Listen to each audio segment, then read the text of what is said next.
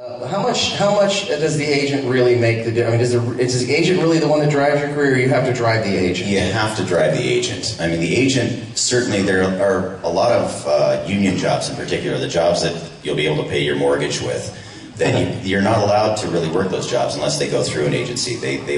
The producers particularly like to go through the formality of the agent because the agent can make sure that everything is done properly, all the contracts are done properly.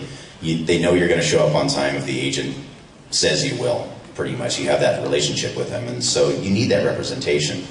But as far as actually finding the work, I'd say it's about 50-50 at this point. I've developed a lot of relationships over the years, and so a lot of the work comes because of people knowing what I do and listening to my reel, or I have a personal relationship with them over the last 20 years.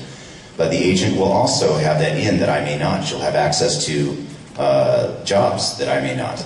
People that I haven't met, especially on the higher levels. And so it's critical to have an agent if you really want to take it to the A-level stuff. But you guys have to be proactive all the time with your agent and make sure that you stay in the loop and that you show up on time, and you really have to be responsible for your own career ultimately. So. Well, I have a quote of you talking about being a professional. This could go very wrong. Yeah, it says, it's a nice one. It says, for the most part, I have the best job in the whole world. I usually get to go to several studios every day. I have a home recording booth, and sometimes I'll audition from there, which is nice because I can save myself hours of driving and do auditions in my underwear at 3 o'clock in the morning. I'm grateful every single day. The question off of that is that typical? I mean, do you do that? Is there a typical day for Steve Blum? I only work in my underwear. That's my contract. Oh, that wasn't a question. I'm sorry. I was wondering why you showed up like that. TMI. My typical day is I'll get up and I'll edit auditions that I've done the night before. I'll go to 2 or 3 casting auditions throughout the day and maybe do 2 or 3 sessions if it's a good day. And then I come home at night, and about 6:30 when my agency closes, I'll get a bunch of emails with a little stack of auditions to do then, and I'm recording till midnight or 1 o'clock in the morning.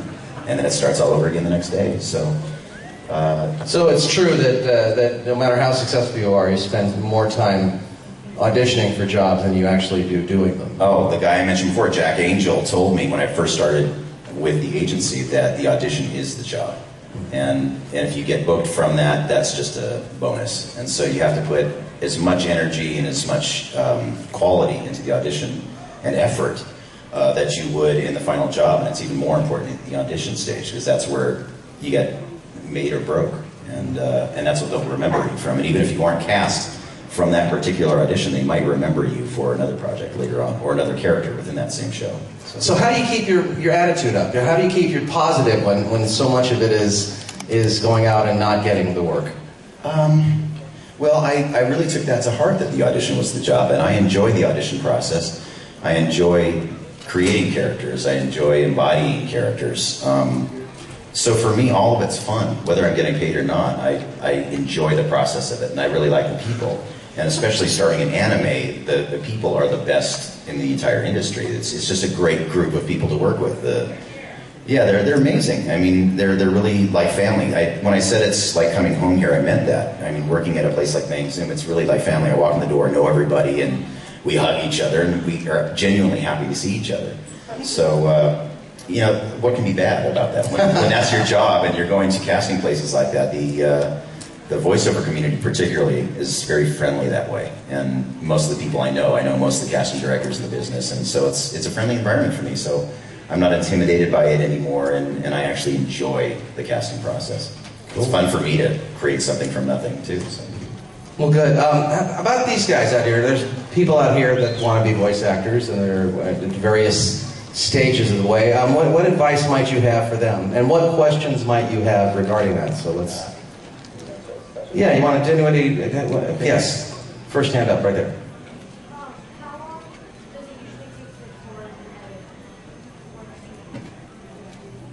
How long does it usually take to record and edit?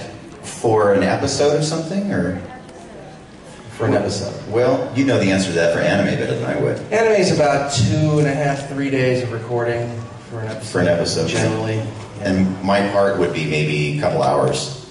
And within 2 to 4 hours, I can record up to 5 episodes, depending on how big or small the part is. So it varies. On original animation, something like Wolverine and the X-Men, we would go 4 hours to do a session, basically, and that would be 1 episode. But that's only because we've got everybody in the room at the same time. We'll have 12, 15 actors in the same room, and they blast through the script really quickly. And we don't have to worry about lip sync or anything. So it's basically like a live radio play. So it depends on the type of recording. Games are a whole different animal. Games will be doing 400 lines in a session, and that might be 1 of 10 days of recording, because games can just be so huge. So it really depends on the job. They're all different. The biggest game I've seen had 20,000 lines of dialogue. So, yeah. An average feature film has about 3,500 lines, so give you a general idea. I'm working on a game right now with 45,000 lines. It's crazy. They have 3 studios working simultaneously. It's going to take them months to do it. Yeah. And then when we get done with it, it goes over to these guys, and they have to edit and cut and mix, and these are the unsung heroes. They have to make it sound good. They clean up all our mistakes.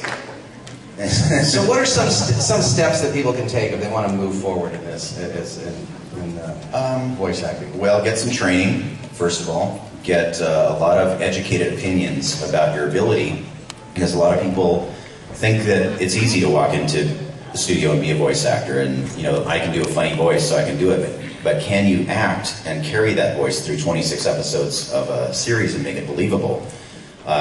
It's a misconception that a lot of people have. So I think you really need to get some acting training under your belt and get a lot of advice. And when you're first starting out, I would say just record the voices that you do, and to the best of your ability on whatever format you can, and get a lot of opinions from people that will tell you honestly what they think. Because if they're your friends and family, they might kind of sugarcoat it and say, that's great.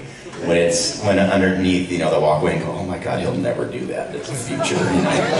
So just find people that you can trust, and then eventually when you do get a reel cut together and you've got some training under your belt, then you send it out to agencies, and the agencies will give you some feedback, and you kind of hone it from there.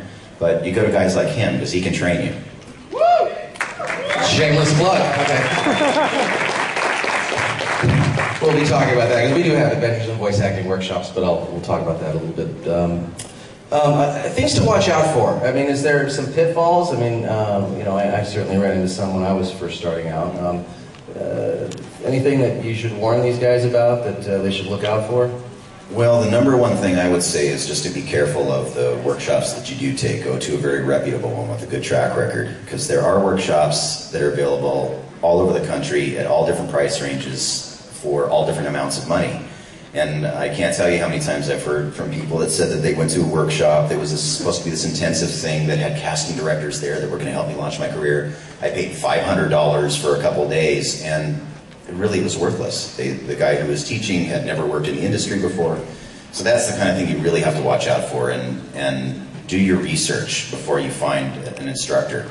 And there's a thing called VoiceOver Resource Guide that has a lot of information on good reputable places to go and get training, and go to reputable workshops. Places like Bang Zoom have these really great workshops they've been developing over the course of many years with really talented working actors, and that's what you want to do, and directors, people that are actually functioning in the industry, and that's what you want. Cool. Any questions about that sort of thing? Yes, right there.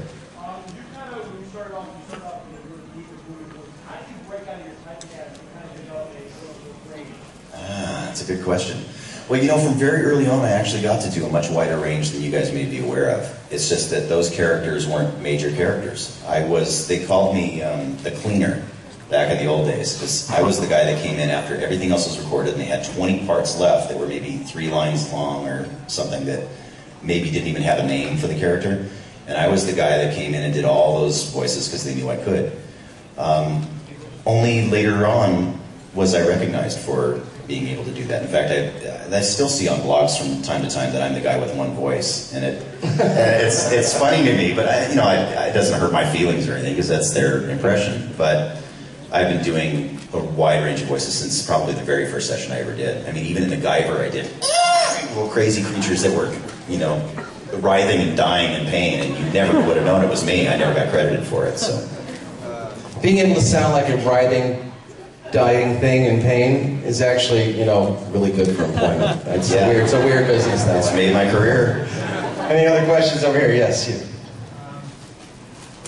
off, I'd like to say the most valuable classes I ever took in acting in general were not acting classes. They were psychology and sociology, non-verbal behavior, non-verbal communication over OCC. And I was just wondering if you ever taken any classes like that. So it's saying that the most valuable classes he's taken were psychology and sociology classes in terms of acting, and asking if you'd ever taken a class like that. Trying to think, I did go to college about 200 years ago.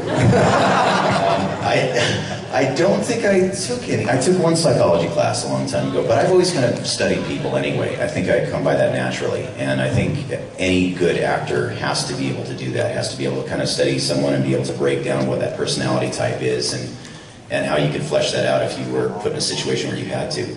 So I think I kind of came by that organically. I didn't really study that, but I think that's really valuable advice to do that. So one of the biggest parts of acting is listening and watching, paying attention to what people are doing and how they're behaving and how accents sound and how people's bodies move.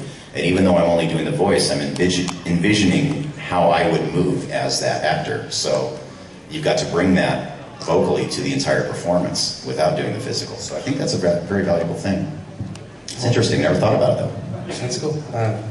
Good.